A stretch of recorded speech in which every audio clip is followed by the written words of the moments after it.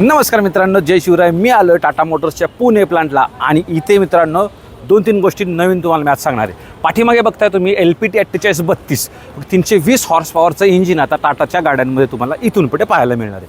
दुसरं ॲडिशन काय आहे ते तुम्हाला मी सांगतो. 2 तुम्हाला आता इथे फ्युएल टँक पाहायला मिळणार आहेत मित्रांनो, आणि जे एअर म्हणजे प्रेशराइज जे टँक आहेत ना ते चेसीच्या आतमध्ये इथे मित्रांनो पाहायला मिळणार आहेत, ज्याच्यामुळे सेफ्टी इम्प्रूव्ह झालेलं आहे.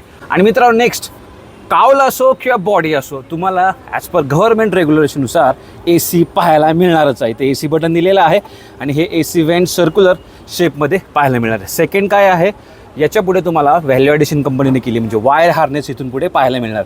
म्हणजे तुम्ही म्युझिक सिस्टीम असो, नाईटची लाईट असो किंवा ॲडिशन काही करायचं असेल, कपलर टू कपलर फिटिंग राहणारे गाडी पूर्ण ओरिजिनल मित्रांनो इथे पाहायला मिळणार. त्याचसोबत व्हॉईस मेसेजिंगचा सुद्धा इथे ऑप्शन देण्यात आलेलं आहे. हॉर्स पॉवर मित्रांनो वाढवले, ओके, परफॉर्मन्स वाढवले, लो RPMला मॅक्झिमम स्पीडनं ट्रक आहे तो चालणार आहे. त्याचमुळे तुम्हाला मायलेजसुद्धा इम्प्रूव्ह होणार आहे. गाडीचं केबिन पूर्ण एअरटाईट असणार आहे, म्हणजे AC दिल्यामुळं केबिन पूर्ण बंद असणार आहे. एरोडायनॅमिक्स इम्प्रूव्ह होणार आणि त्याचमुळे 3% मायलेज इथे इन्क्रीज झालेलं पाहायला मिळणार आहे.